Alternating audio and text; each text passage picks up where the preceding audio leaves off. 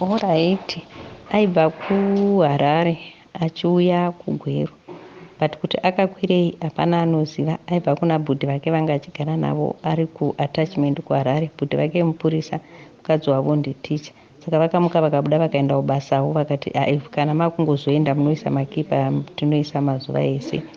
Saka kuzoti akakwirei ava vanga vatoenda kubasa, then from there anga achiita attachment kuHarare. Anga apedza anga anotora logbook rake kuHarare kuti azoendesa kuPoli.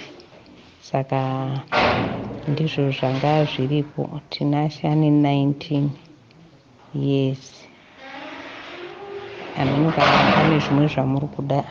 Ndepisisimele pane mukomana anonzi Tinashe Kaipa aigara kuInsukamin Cloa Gweru. Ari kushayikwa but akapedzisira kutaurwa naye musi wa7 September achibva kuHarare achienda kuGweru.